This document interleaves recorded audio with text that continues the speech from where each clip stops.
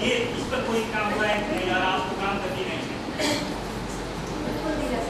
क्यों नहीं ये तक आपको लगता सरकार ये तो सरकार जवाब देगी, मैं नहीं दे सकती।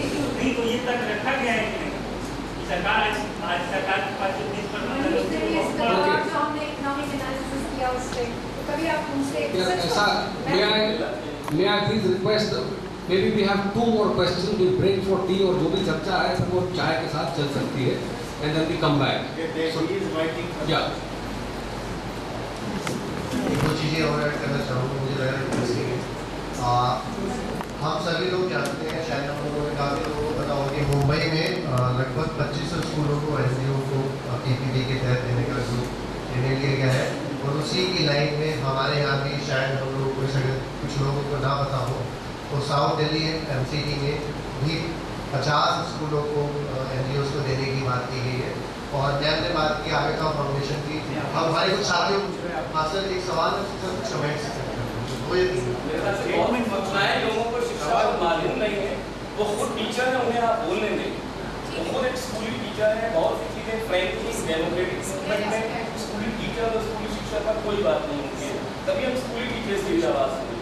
एक आगे का फाउंडेशन की जो मैंने बात की उसमें हम लोगों ने काफ़ी ज़मीनी स्तर पर जाने की कोशिश की, लेकिन हम लोगों को उसके अंदर इतनी नहीं मिली, तो तब हम लोगों के दिमाग में एक सवाल आया कि क्यों ये एनजीओज, हालांकि पर थोड़ा तरीके से बात कर सकते हैं, क्यों इन एनजीओज को सूचना के अधिकार से बाहर रखा गया है, गवर्नमेंट की रेट मिल रही है, तो क्यों नहीं ये लोग अपनी सारी इन्फॉर्मेशन हम लोगों के साथ शेयर करते हैं, तो बाहर रखा गया है।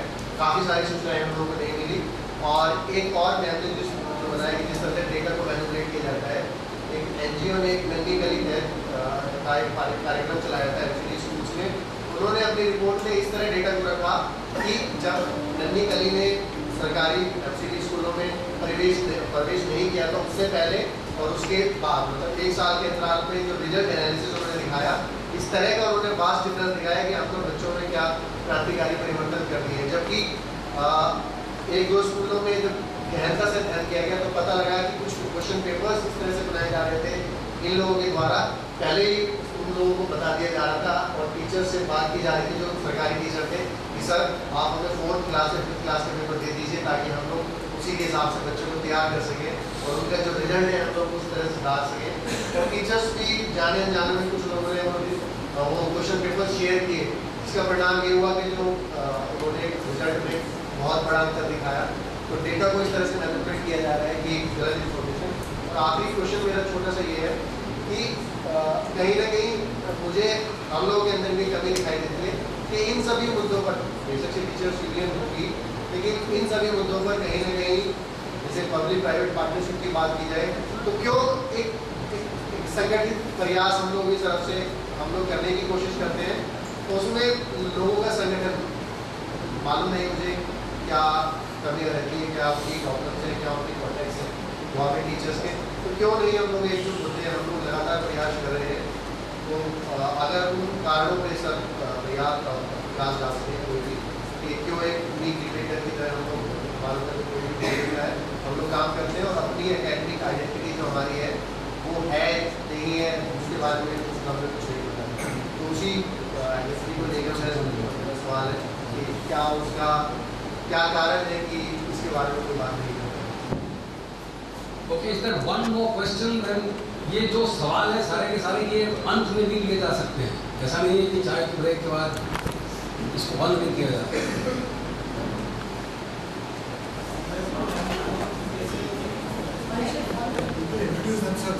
आपने कहा कि जैसे Can you introduce, आप बता सकते हैं आप कौन है? मेरा नाम शमीम है, गाजियाबाद से। मेरा नाम शमीम है, मैं गाजियाबाद से हूँ। मैं ये पूछना चाहता हूँ कि जैसे मैम ने कहा कि सरकारी स्कूल जो है वो पीपीपी के तहत उनको किया जा रहा है और हमको इस चीज़ पे जोड़ देना चाहिए कि सरकारी स्कूलों में जो शिक्षा का स्तर है, जो शिक्षकों की स्थिति है, उसको बेहतर बनाया जाए। तो जैसे क्या आप ये मानती हैं कि सरकारी स्कूलों की स्थिति बेहतर बना करके इस देश को एजुकेट किया जा सकता है या फिर ये सिस्टम लोगों को शिक्षा देना ही नहीं चाहता? दूसरा ये कि जैसे कोठारी कमीशन की बात हो रही है, मतलब मुझे नहीं पता कि किस उसमें आया, कितना आया था कि 70 से पहले आया था, तो जैसे कोठारी कमीशन की जो रिकमेंडेशन उस हिसाब से, और आप कह रही हैं कि जो पीपीपी का पूरा मॉडल लागू किया जा रहा है, तो क्या आप ये मानती हैं कि वेलफेयर स्टेट 90 के बाद मतलब पूरी दुनिया में खत्म हो चुका है? क्या एक वेलफेयर स्टेट दोबारा से एक वेलफेयर स्टेट का दौर आएगा, वो स्टेट रिस्पॉन्सिबल होगा लोगों की एजुकेशन के लिए कि वो उनको एजुकेट करे? जैसे क्या आप ये मानती हैं कि ऐसा करके वेलफेयर स्टेट की कंडीशंस को वापस लाया जाए? क्योंकि कोठारी कमीशन एक ऐसे दौर में आया था जब कहा जाए ग्लोबलाइजेशन दुनिया में नहीं हुआ था। तो मेरा सवाल ये, क्या ऐसा किया जा सकता है?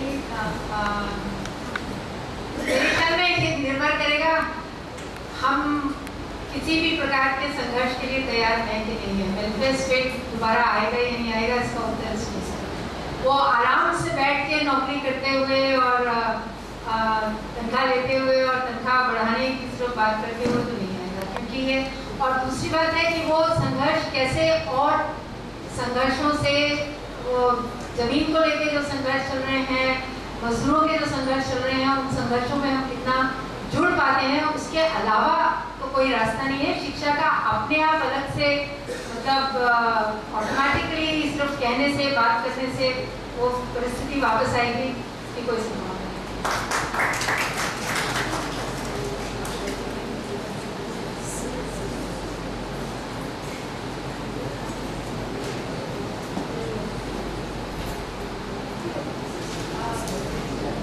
गौरव, आपका सवाल था कि हम संगठित क्यों नहीं, मतलब शिक्षक संगठित क्यों नहीं हो पाते हैं? ऐसे मुद्दों पर क्यों संगठन या फिर संगठित प्रयास की कमी देखी जाती है? मेरे ख्याल में अब ये मैं अपनी समझ कर रही हूँ कि एक तो आप खुद जब संगठन में काम करते हैं तो आपको मालूम है कि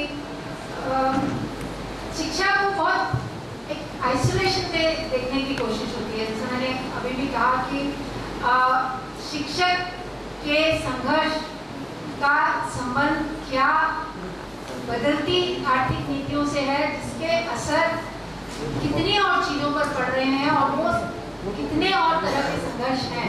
जब तक उनमें एक ऑर्गेनिक तालमेल नहीं होगा तब तक बहुत आसान है। असल में ये भी बात है जो मैंने कहा नहीं, मतलब एक रोमांटिक वो नहीं बनाना चाहिए। शिक्षकों के संघर्ष भी जो होते हैं यूनियन में, आज तक इतिहास है, वो सिर्फ सैलरी, वो शिक्षा के कंटेंट के सवालों को लेके, नॉलेज के सवालों को लेके, तो ऐसे संघर्ष तो मिटेंगे। Okay, thank you, Sadhana. Thank you for all the comments and questions. Let's break quickly and come back in 10 minutes.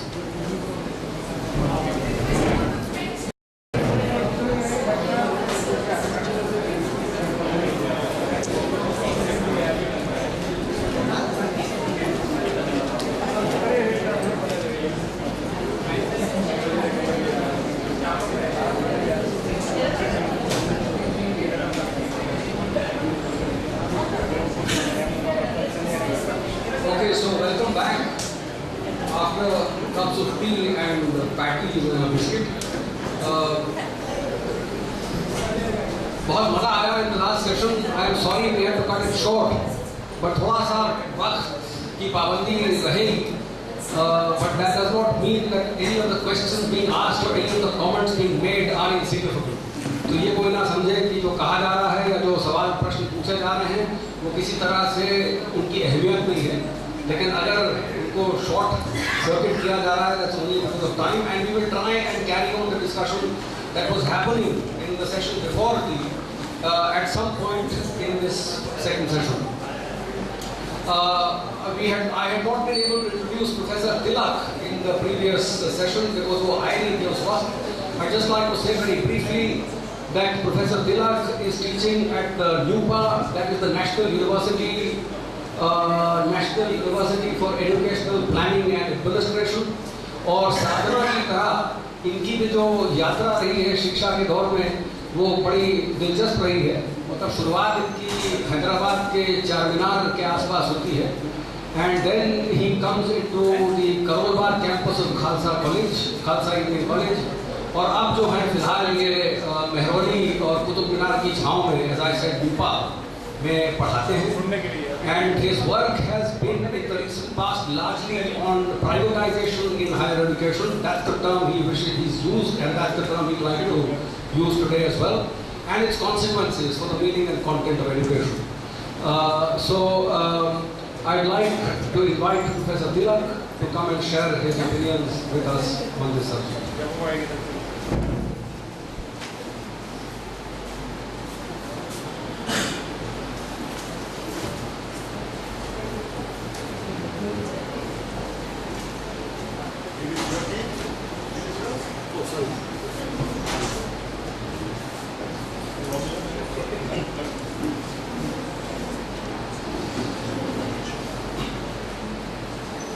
Well, friends, I chose to speak on higher education and privatization of higher education. And I think that's a relevant issue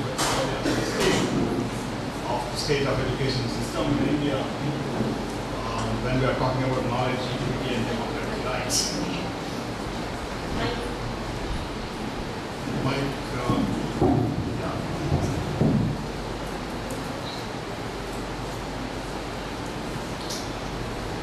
If you look at the public policies in higher education in India, or public policies in education, but more specifically higher education, and not confined only to higher education, they are in a confusing state in some sense.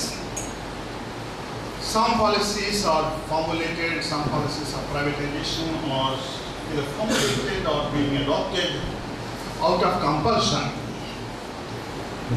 And some policies are being formulated out of conviction.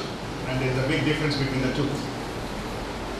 In the first phase of the policies towards privatization, I thought perhaps the government, the state in India was feeling compelled to adopt the policies of privatization, compelled with the neoliberal policies that were introduced with the dictates of the World Bank, with the power of the markets, emerging power of the markets, and corporate sector in general.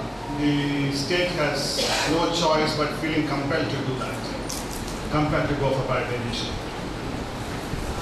In some sense, that phase is over. Now perhaps the policies are being formulated out of conviction, feeling or arguing that privatization is good. It's not because of the money, it's not because of the lack of money, or it's not because of the compulsions and conditionalities of the World Bank or some others. But we feel convinced that privatization is good, and hence the different kinds of policies are being adopted. Then we moved from three stages of policies related to privatization.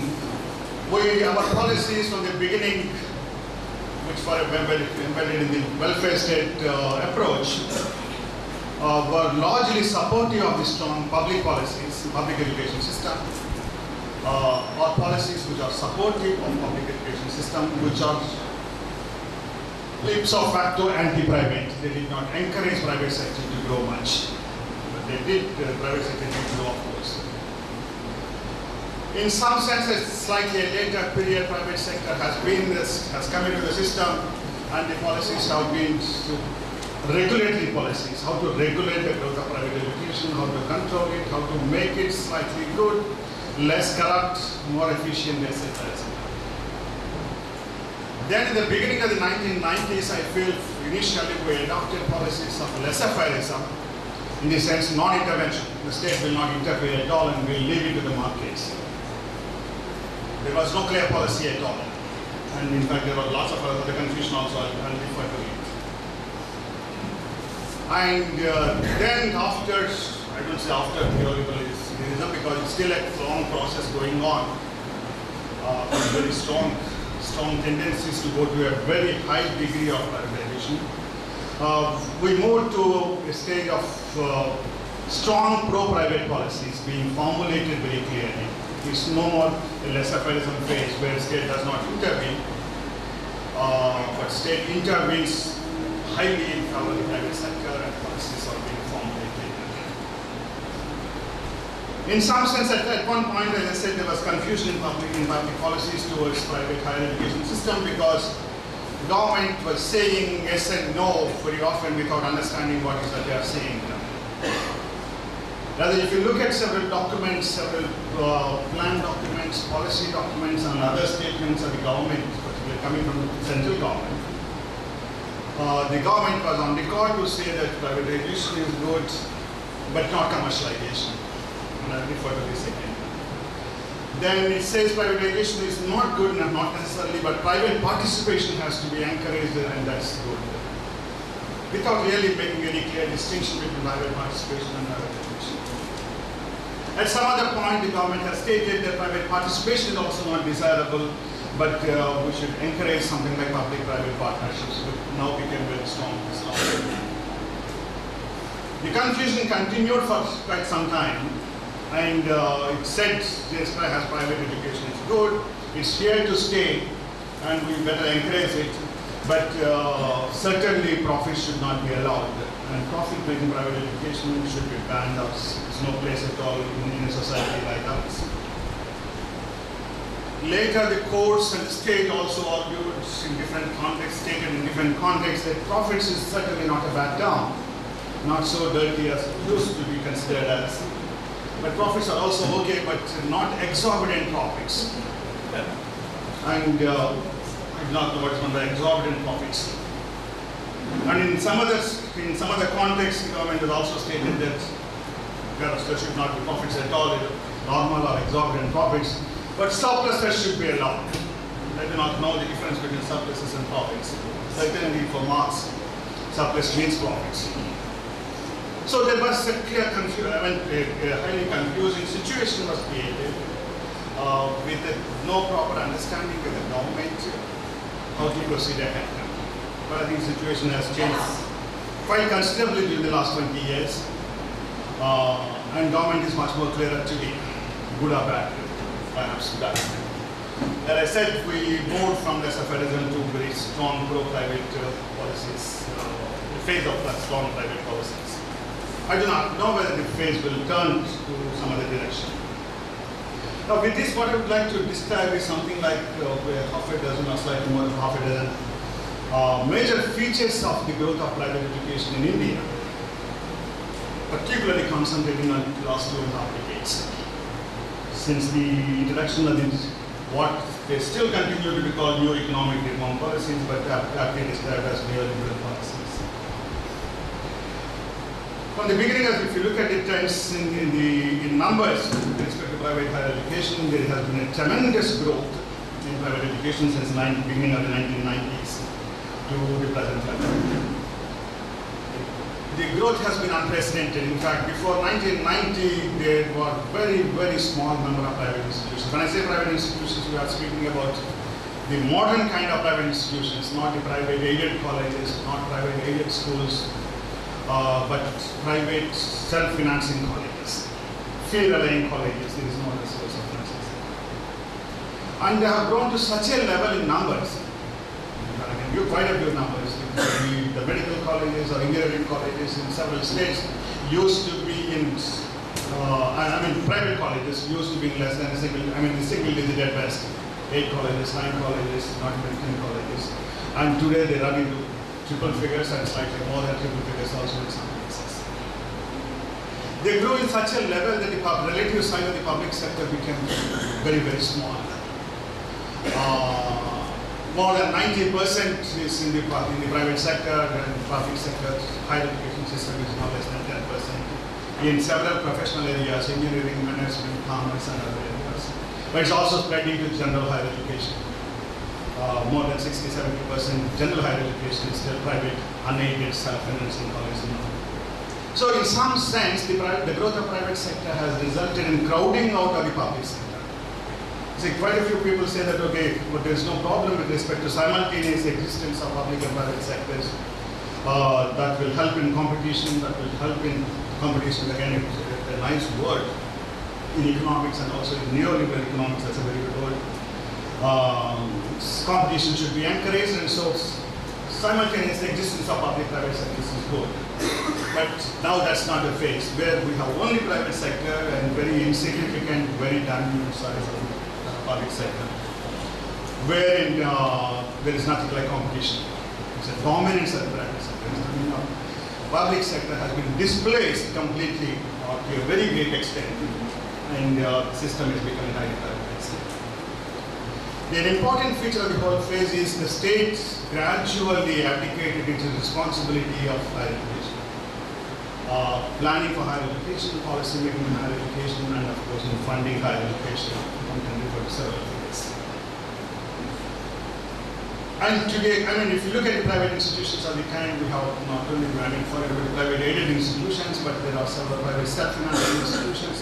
There are also several unrecognized private institutions, and there are several other private higher education institutions who do not necessarily offer formal degree programs, but coaching centers of different kinds.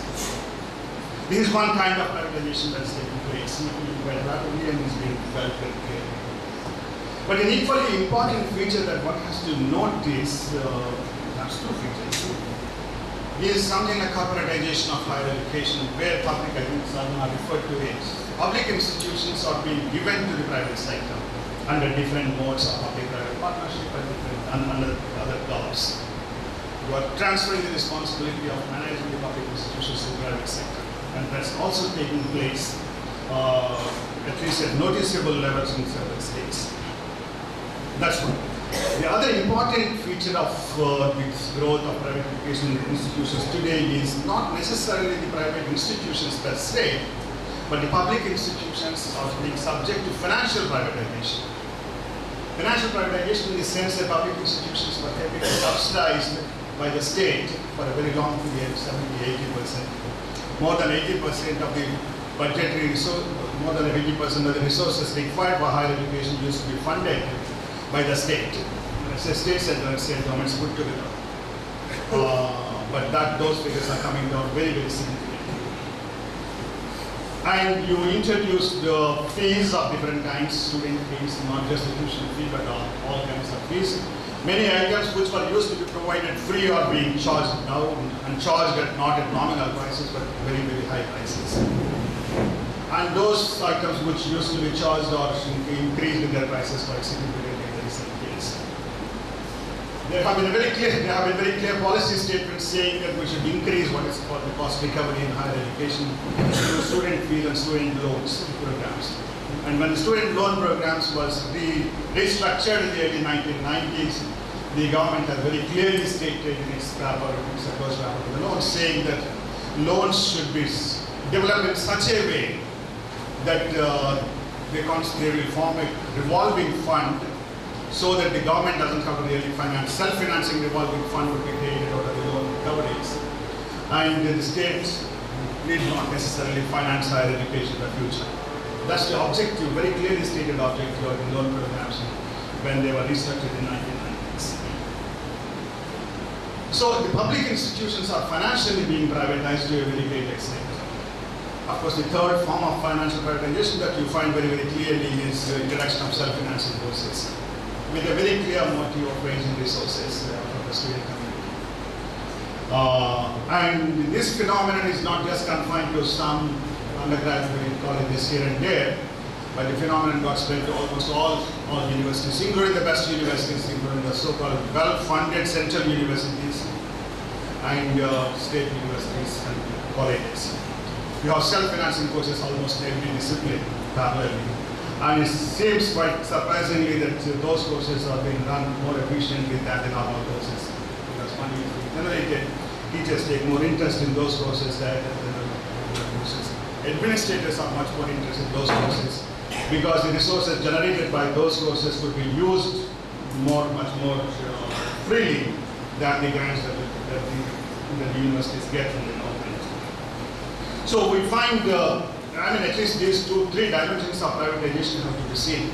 Growth in the number of private institutions as one kind, and the growth in self-financing, growth in financial privatization of the public institutions, and third, actual transfer of public institutions into private hands. So it's happening at a very great level. Even if you forget the second and third features, third aspects now, I think as I stated, 50 to 60% of our higher education system across the country as a whole on average is in the private dominated sector. And 80% or more than 80% of the professional colleges or professional higher education is in the private dominated sector. The official report, I think during the 12th five-year plan, the government has stated perhaps proudly that we have increased the privatization or the size of the private sector to a very great level. Now, what is quite interesting is the figures are so mind-boggling that our higher education system is more privatized than systems in many other parts of the world, including in those countries which are normally described as capitalist societies, market-based societies, etc.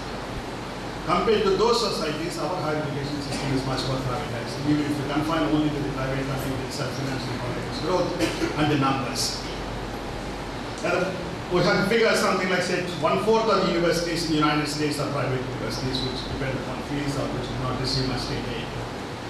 While we said that 60% of general higher education and 80% of our professional higher education in India is privatized. The mean of the rich countries, what is described as OECD countries, the average mean of the OECD countries is as low as 11%. 11% of the higher education system in those countries is in the private sector. The remaining 89% is in the public sector. And our figures are just the opposite. I can quote many other figures. Certainly compared to the Western societies, including North American countries, United States, Canada, etc., our higher education system is much more privatized. I underline this particular point because there is a general impression that these are the countries which are advocating more and more for private higher education. It's quite possible that they are advocating, but they are certainly not practicing what they are. They have strong public higher education systems, and we are being encouraged to resort to more and more private sector. The growth has taken place for two kinds of reasons. One is, of course, ostensibly to domestic factors, where the government says that there is no money at all to expand higher education. In fact, there is no money for any sector. It's private education or higher education or any other sector. There is also excess demand for higher education, excess much more than what the government can supply. And that has to be met by not by the government sector, but some other sector, because the government doesn't have money.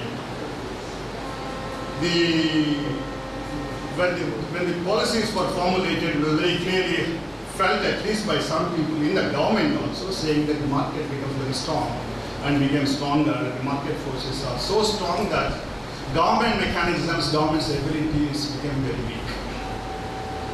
Today, market is so strong that it can dictate these industrial organizations that we have, commerce sectors, commerce ministries or commerce sectors like FICCI, ICAC, etc. They can dictate what should be the higher education policies. And government perhaps has to reluctantly or willingly accept those policies. The third important factor, of course, is also very clear, which was the reason for the beginning of the big phase of privatization is the international environment, where I refer to the World Bank and World Bank's policies and also associated policies of WTO, GATS, etc., to which we are willingly ready to commit our higher education system for trade. Not only trade within the country, but also across the borders. That's the purpose of the GATS and WTO in higher education. And once you accept, in fact, on record, the government has committed higher education to WTO and GATS in 2005, and it has not withdrawn, so it's still there on the cards. And if you want to do in the same way, perhaps you have to do so. You have to allow more and more private sector and allow the associated. So the government perhaps feels, even if it wants to do it the other way, it cannot do anything now. That's what it says. The third important feature that I would like to refer to is, I think I refer to private aided colleges and private unaided colleges. There is a very, very significant decline in philanthropy in the system as a whole. At the time of independence in 1950, 1948, 49, 50, according to the official figures, nearly 12% of the higher education, but total education budgets used to come from this philanthropy, voluntary contributions from the company. Today it's less than 3% and less than 1% with respect to higher education system. So there is a very significant decline in philanthropy. And today the government says that we should encourage private sector. In fact, in the 11th and 12th FIRE plans, which argue for privatization, growth of the United sector, also says that I think there's a lot of philanthropy, we should encourage private sector, we should give more tax incentives, etc., etc. I think that has to be understood in the context where there is a very, very steep decline in the philanthropy in the society as a whole and in the education sector specifically. People, if they have some money in the 1950s and 60s, perhaps they donated to a public institution. And today, even if I have a fraction of the money, I will set up my own institution because I can make much more money rather than being content with my name being inscribed on the building there or something like that. So the charity was replaced by greed for profits, the economic considerations, financial, narrow financial considerations, very strong.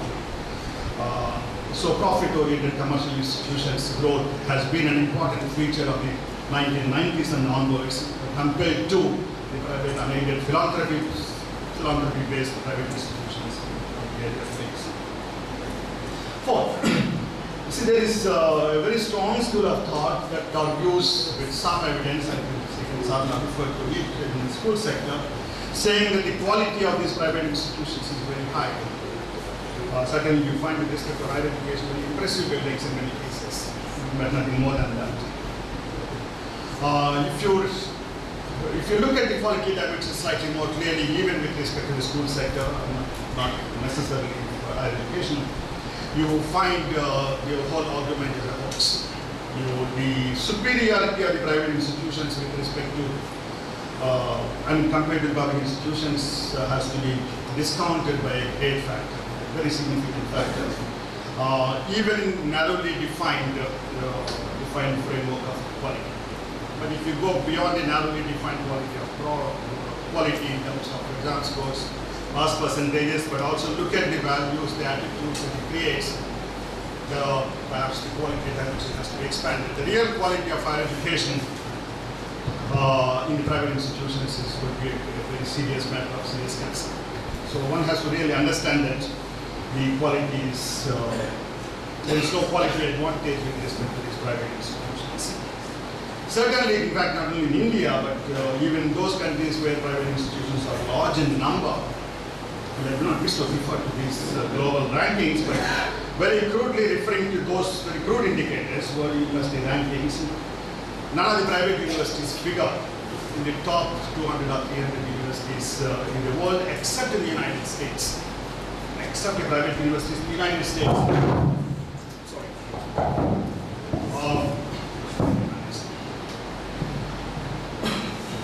Very few private institutions outside the United States figure in the top 500 universities in the world, whether you go by the Times Higher Education rankings or there are a couple of other alternative global rankings of the universities. We have made systematically look at differences, including in those countries where private higher education is sizable in terms of number of universities, number of colleges, etc.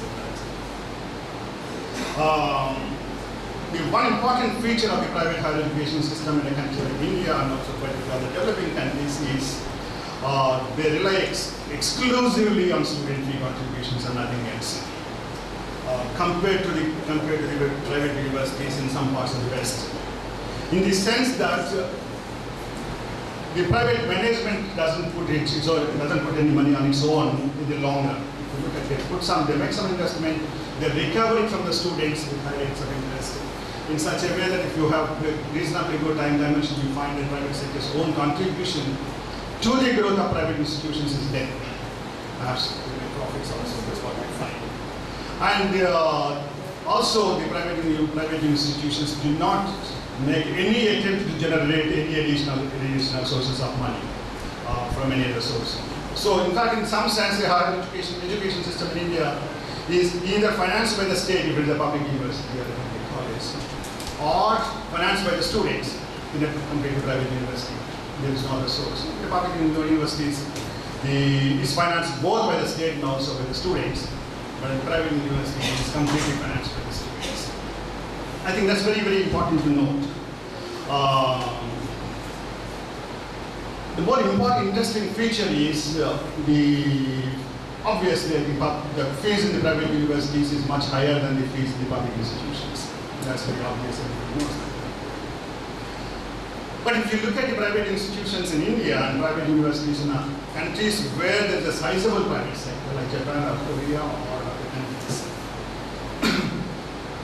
you find that our fees relative levels are much higher. Like the fees in a private institution in the United States or in Japan is something like 3 to 8 times higher than the fees in the public institutions. We said that it's obvious because private institutions have to depend upon the fees. But the private institutions in India, private colleges or private universities, the fee range is between 50 to 80 times. In the sense that if a student in a government college pays 1,000 rupees, in a private college it pays 50,000 to 80,000 rupees. That's the ratio that we find in our case. Similarly, in fact, the private institutions in the United States and other countries do not completely rely upon the student fees. But student fees is much smaller proportion. Student fees constitutes much smaller contribution, much smaller percentage of the total expenditure than in India. In India, at least it constitutes 100%, if not more. In many cases, it's not more than 100%. In the United States, private universities which do not receive any state support, federal or state aid, the fee contributions constitute only 25%. The remaining 75% comes from non-student, non-state sector, which is philanthropy plus other government sector that funds. In Japan, which is said to be Japan and Korea are the two countries where there is a huge private sector competing with the public sector in its numbers. In Japan, the fees is only 59%. The fees in the private universities constitute 59% of the total expenditure of the private university.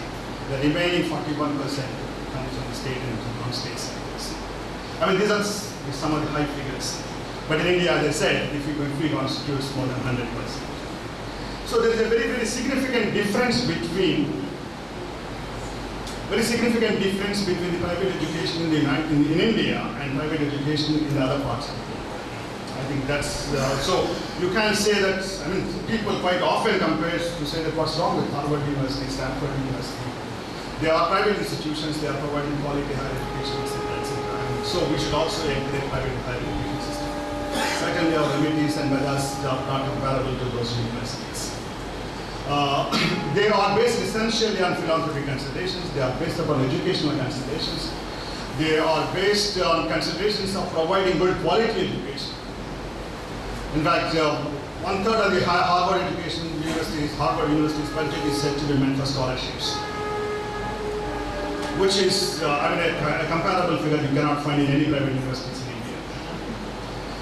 They use the autonomy that they enjoy to get the best students from anywhere in the world, the best faculty from anywhere in the world, etc., etc. And those are completely different concepts for us. But they do not figure at all with our cases. The private sector in those countries originated and grew for those considerations. Because there is philanthropy, there is charity, there is a consideration to provide education to the people, complement the public efforts. These are some of the motives how private education grew in those countries, including in Japan. But in our case, private sector is growing for two reasons. Essentially because the public sector is not doing this. Public sector, in fact, the public sector disinvestment program is going on. Public sector's state withdrawal of higher education is coming very significantly. That is helping the growth of private education. And private education is growing essentially there is a profit motive, which is de jure not allowed so far, but I think it's de facto it's happening. And I will comment on the particular one also later. Now, one important, I try to look at these aspects in great detail, both comparing within India, between different states and also between countries. There are some countries which are having, say, private higher education is measured in different degrees, looking at the percentage of the students and students in private institutions to the students. and described as predominantly private and moderately private and insignificantly private higher education systems. Those countries which are predominantly private, except again Japan and Korea, I cannot say why, except in Japan and Korea, no country, no economy which is depending on the private sector to a very large extent that has educationally grown, has economically grown, or has socially grown, politically grown. In that sense, educationally, if you look at the total gross enrollment ratios in higher education, those higher education systems are still very, compared to in fact other countries, they are not, they are still economically considered as developing countries, less developed countries in the familiar standard World Bank's classification of highly countries, including countries in South America, which have a strong history of private higher education, but they are still developing countries. And politically, they are having still severe problems. Political instability has been an important feature with respect to private countries. One can look at several other dimensions. But I said, yes, countries which depend upon private sector to a very great extent in higher education could not economically progress, could not educationally progress, nor with respect to social and political transitions of higher education. On the other hand, only those countries with strong public higher education systems could prosper in all dimensions, economically, socially, politically, culturally, and also educationally. And the best examples are North America and Western Europe. Where, in fact, in Scandinavian countries, private higher education is almost nil. And it's only now making problems. Why is it not very high?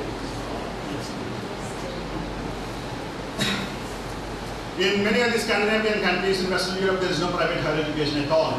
It's only now it's being talked about in countries like Sweden a little bit, and of course in UK a little bit, but still we don't have really sizable private universities in numbers.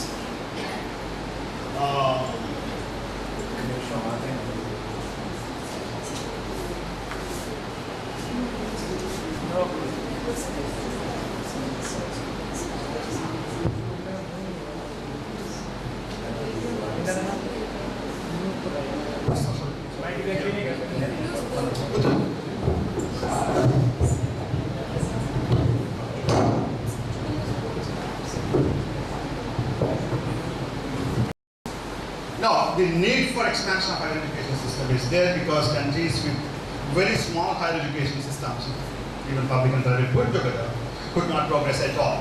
And the best example that we have is countries in Sub-Saharan Africa, where the higher education systems are very small in size and they are not in a position to economically or educationally or politically progress at all. As I said, the whole exceptions to the rule that countries with predominant private higher education systems could not progress are only two, Japan and Korea, on which I think we have to look at why it's happening. What are those policies clearly with respect to private higher education systems? We have adopted public-private partnership models in the same context, which is again a very distinct feature of our system. And we are talking about innovative methods of public-private higher education system. And we do not know what those innovative methods, but the government is keen on developing innovative methods without recognizing the very fact that public-private sectors, the objectives and the motives of the public and private sector are completely different and they are incompatible with respect to higher education. Often it is a business deal between the government and the private sector on how to transfer resources to the private sector. Whatever public-private partnership deals that you see. In fact, in India, we have already a program which is with respect to secondary education, in which very clearly says how government has to transfer the money to the private sector for running the institutions. That covers almost all the costs of higher education, cost of education. And similar models are being talked about with respect to higher education. Now, one of the examples of public-private partnership would also be something like, say, university industry cells that were created in India with a very clear motive saying that this is one good model where we can generate more resources for the public institutions. I think most universities still have those cells, but I think we do not have any understanding of how much money they are being generated. Perhaps we spend more money on the staff of those cells than what the money that is being generated. So the point is, public-private partnership models rarely succeed, particularly if your concern is financial, generate more and more resources. If you have some other considerations, that's perhaps possible, but I still do not argue that they would be very good, in the sense that they would promote industry, they would promote relevance of the curriculum, they would increase employability of the graduates, etc. In fact, one has to really look at that. But that's also doubtful. In fact, the active participation of the private sector in higher education institutions created different kinds of problems.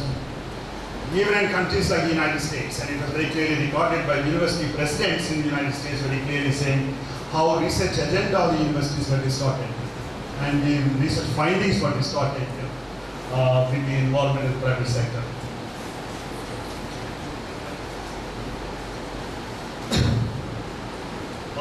Okay, the two other points very quickly I refer to, and then I'll try to sum it up. One, as I said at the beginning, in the same context, that privatization and commercialization are the same for me. They are two sides of the same coin. If somebody tries to make a distinction between the two and say that privatization may not necessarily be good, but commercialization is not good, but privatization has to be encouraged, I cannot understand that. Because both are based upon the same principles of making profits. And private sector, by definition, goes for profit unless there are several conditions of that. Theoretically, it's very difficult to distinguish between them, and empirically also it's not possible to define and distinguish between them. The other feature the other point that I would like to argue in the same context is, yes, there are several people who argue very strongly that the government cannot do it all and we should allow the private sector to grow, but we should regulate the private institutions and develop all regulatory framework, rules and regulations, formulate bills that's pending in the parliament, and do all kinds of those things.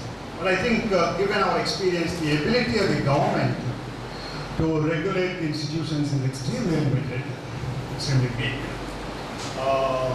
Particularly with respect to a private institution.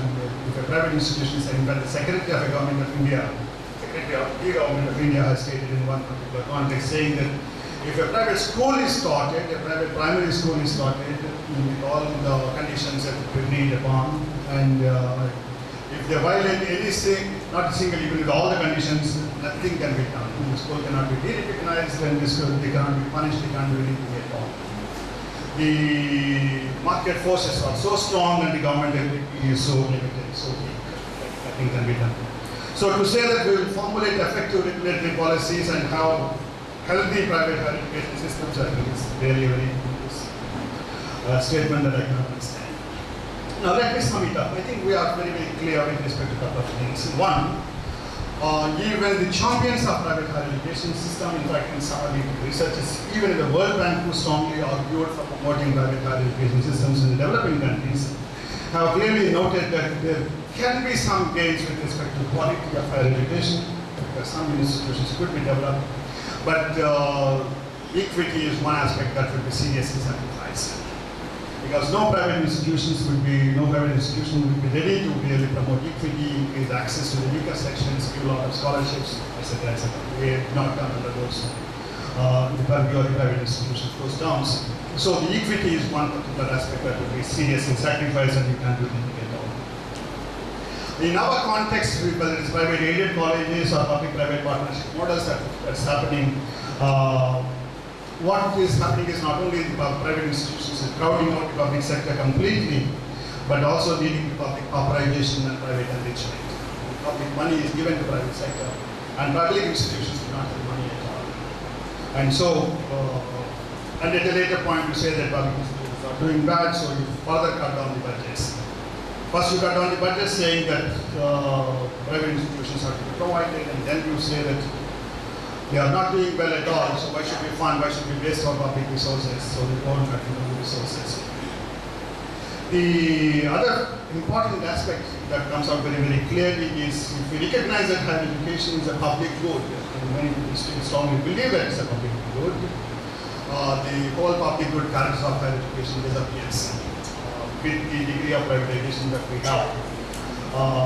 in terms of national values, in terms of social values, in terms of basic human values, I think it would be a huge sacrifice if you allow these private institutions to grow at the cost of the growth of the public institutions. Apart from the aspect that the private institutions are associated with all kinds of unfair practices and different kinds of problems, but which you want to find a solution by by formulating another bill, saying that we will check all unfair practices, not all, some unfair practices. In fact, the bill that we have really is highly restrictive in its scope and identifying what are the unfair practices. We also note very clearly that it's quite possible that some disciplines would be developed with the growth of private institutions, and some important disciplines would get seriously sacrificed because you are concentrating on financial gains. Many subjects in the higher education institutions would be not able to generate money. And hence you concentrate, even good universities would tend to concentrate on engineering, management, commerce, fashion, technology, and those disciplines which are revenue generating, surplus generating, rather than those disciplines which are said to be good for a good higher education system. Social sciences, humanities, or basic sciences, etc., they would get seriously affected. Already, I think many state governments are increasingly closing down the university departments in philosophy, sociology, social science, languages. In good numbers. In good numbers has already happened. Students are not coming, teachers are not there, and anyhow, there is no demand. The market framework demand is an important feature. If there is no demand, you better close down.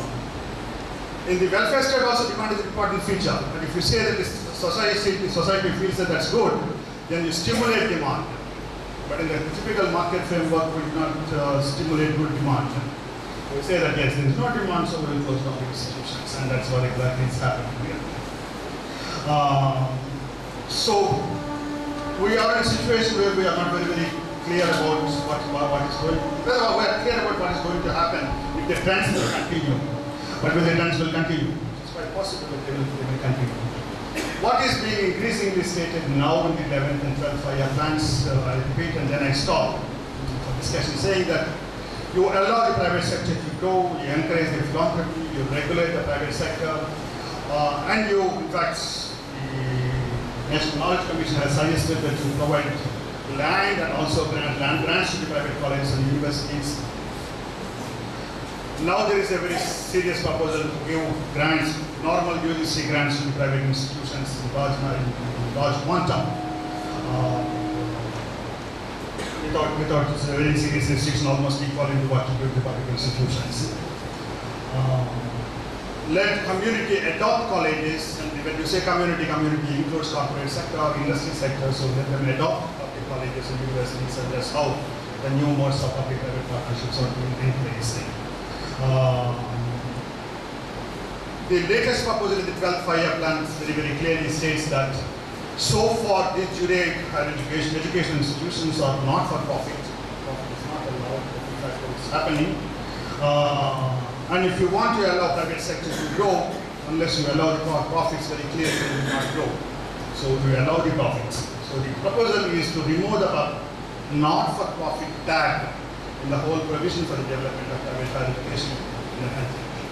Let me stop with one particular statement. See, private education was conceived or viewed or argued by many people in the beginning, saying that excess demand, the government cannot provide this, meet the whole demand for higher education.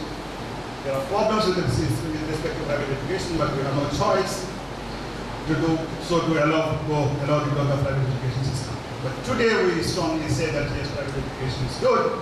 In fact, privatization of anything, including privatization of higher education, is becoming a goal itself. It's not a strategy for the development of higher education, but it serves as a goal. Private higher education is good, so let there be more and more private higher education. That's really the unfortunate change in the whole approach to higher education. I'll stop here. If there are any questions or comments now,